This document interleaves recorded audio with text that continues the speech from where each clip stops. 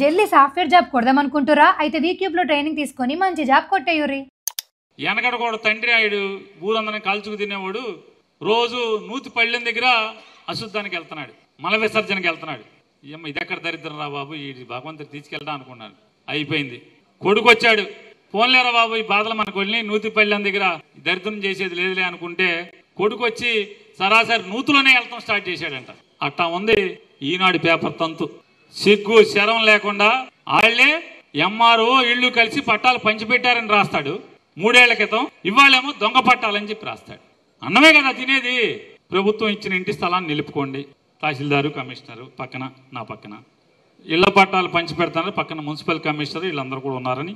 ఈనాడు గౌతమ్ రెడ్డి అని విజయవాడ ఆయన గెస్ట్ గా వచ్చాడు, ఆయన కూడా పంచాడని రాశాడు. లబ్ధిదారుకి ఇళ్ల పట్టాలు పంపిణీ ఏఎంసీ చైర్మన్ అచ్చాబా గారు కూడా ఉన్నారు, తహసీల్దార్తో పాటు కమిషనర్తో పాటు దాదా గారు వీళ్ళందరూ ఉన్నారని చెప్పి దీంట్లో రాస్తాడు. ఇది ఈనాడే. నేను అంటే ఈనాడు కోనే సెంటర్ పేరు మీద వచ్చింది. దాంట్లో నగరంలోని మాచవరంలో శ్రీశైలం కార్య సందర్భంగా ఉన్నాయని, సెంటు స్థలం పేదవాడికి, సెంటు స్థలం విలువ పేదవాడికే తెలుసు. సమీపంలోని 33 నుంచి 40 వార్డుల్లో ఉన్న లబ్ధిదారులకు 3000 ఇళ్ల పట్టాలు పంచిపెట్టారు. దాంట్లో కమిషనర్ మొత్తం పెద్ద ఫోటో, జనము, అధికారులు ఉన్నారు. ఇది నేను ప్రభుత్వాన్ని లేదా రెవెన్యూ అధికారులను నేను గట్టిగా అడుగుతున్నాను, డిమాండ్ చేస్తున్నాను. ప్రతి సచివాలయంలో జగన్మోహన్ రెడ్డి గారి ప్రభుత్వంలో నవశకం అనేటువంటి వెబ్ పోర్టల్ ఉంది, వెబ్సైట్ ఉంది. దానిలో రాష్ట్రంలో ఉన్నటువంటి ఈ 31 లక్షల మంది, జగన్మోహన్ రెడ్డి గారు చెప్తున్నాడు కదా ఇళ్ళు లేని నిరుపేదలకు 30 లక్షల పైచీలకు మందికి ఇచ్చామని, వాళ్ళందరి అర్హుల జాబితా ఆ నవశకం లిస్టులో ఉంది. ఇవాళ కేంద్రీయ విద్యాలయం ఎదుర్కొంటూ ఉన్నటువంటి శ్మశానంలో నువ్వు మోసం చేసి ఓట్లు వేయించుకుని ఇల్లు తిరిగి పట్టా ఇస్తానని చెప్పి మోసం చేసి 5 ఏళ్లు పబ్బం గడుపుకుని వెళ్ళిపోతే 2019 తర్వాత దాన్ని ల్యాండ్ కన్వర్షన్ చేసి కౌన్సిల్ తీర్మానం చేసి మా పిన్ని తీర్మానం చేసింది. మా పిన్నితో పాటు ఉన్నటువంటి 44 కార్పొరేటర్లు అందరూ కలిసి తీర్మానం చేశారు, ఏకగ్రీవ తీర్మానం.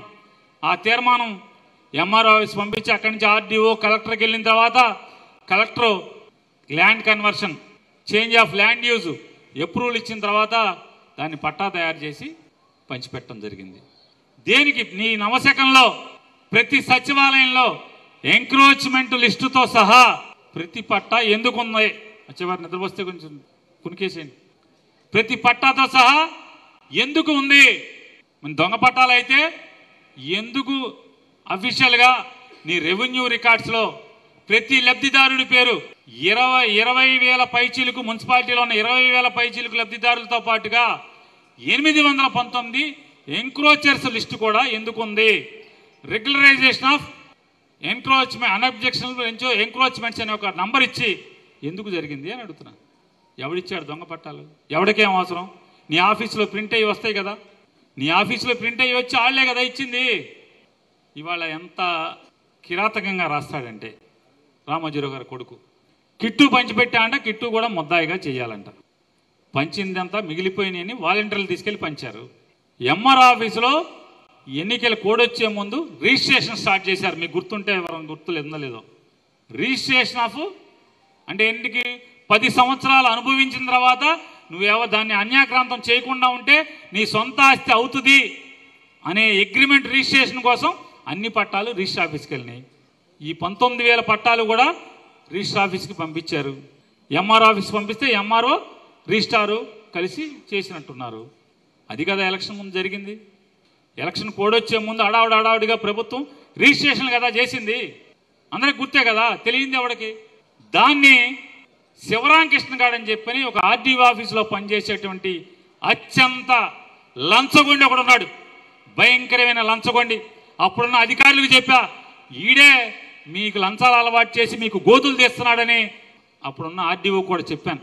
వాడు తప్పుడు సమాచారం ఇళ్ళకిచ్చి వీళ్ళని రెచ్చగొట్టి పంపించి ఆఫీసుల దగ్గర ధర్నా చేసి తప్పుడు వార్తల్ని ఈనాడు జ్యోతిలో రాయించి ఆడుప్పుడు కొల్లు రవీంద్ర పంచన చేరి లంచాలు బ్రోకరేజ్ చేశాడు. ఎవడే అంటే ఆ శివరామకృష్ణ గారే ఇవాళ ఆర్డీఓ ఆఫీసులో పనిచేసి వచ్చినటువంటి.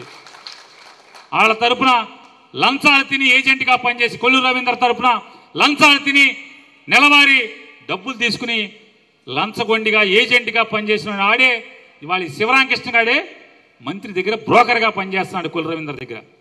ఇతను పరాకాష్ట మీకు చెప్తాను. మీరు ఏ కార్యకర్తనన్నా వీణ తీగ లేదా గిటార్ తీగని టిగ్గుమరి ఇట్లా మోగితే ఎటా మోగుతో నువ్వు ఏ టీడీపీ నాయకుడిని కార్యకర్తని ఇటా ఇటా ఇటా అన్నదాలు పుంకాలుగా ఈ కొల్లు రవీంద్ర అవినీతి భాగవతం అంతా కూడా బయట పెడుతున్నారు. కొల్లు రవీంద్ర మంత్రిగా ఉన్నప్పుడు, కొనకల నారాయణ ఎంపీగా ఉన్నప్పుడు పైపుల పని తీసుకుని నా వర్క్ తీసుకుని పనిచేసేసి బిల్లు దిక్కి కమిషనర్ దగ్గరికి వెళ్ళారు. ఇప్పుడున్నాడు కమిషనర్ ఒకడు ఉన్నాడు కదా, 3 మొక్కలు. ఆ కమిషనర్ దగ్గరికి వెళ్తే మంత్రి గారు కానీ మేడం గారు కానీ చెప్తే చెక్కు రాసేస్తానండి అని చెప్పాయంట. సరాసరి బండి వేసుకుని మంత్రి గారి ఇంటికి వచ్చేసారు. మంత్రి గారి ఇంటికి వస్తే మంత్రి గారి ఇంటికాడ ఆయన లేడు, ఉండాల్సిన వాళ్ళు ఉన్నారు. ఏమండి ఇట్లా మీరు చెప్తే చెక్కు రాస్తా అంటున్నాడు కమిషనర్ అని చెప్పారు. ఓకే అలాగే ఫోన్ చేస్తానని ఉన్నోళ్ళు లోపలికి వెళ్ళారు. వెంటనే మన బోకర్ శివరామకృష్ణ గారు వచ్చాడు బయటికి. ఈయనేమనుకున్నాడు, నేను అసలు ఎప్పటి నుంచో అసలు మామూలుగా కొల్లు రవీంద్ర రాకముందు నుంచి నేను జెండా మోస్తున్నాను, సేవలు చేస్తున్నాను, నాకు అసలు ఎదురు ఉండదని ఈయన అనుకున్నాడు. ఈ బోకర్ శివరామకృష్ణ గారు బయటకు వచ్చి 2% కొడితే ఫోన్ చేస్తా అన్నారు, క్యాష్ కొట్టమన్నాడు. వీడు మామూలుగా వీడు చచ్చిపోయాడు. పక్కన పోజ్ ఇస్తాకి పక్కన కూడా ఉన్నాడు. పోనీ ఎవడో లేకపోతే సరిపెట్టుకునేవాడు. వెంటనే గబగబా ఇంటికి వెళ్ళి తీసుకొచ్చి ఆ 2% ₹1,00,000 ఇచ్చి ఫోన్ కొట్టించుకుని చెక్కు తీసుకున్నారు. ఇంతకన్నా దౌర్భాగ్యం రాజకీయాల్లో ఏ కార్యకర్త కన్నా వస్తుందా చెప్పండి మీరు? ఇవాళ ఇంత పచ్చి దగా అవినీతి ఎవడన్నా చేస్తాడా?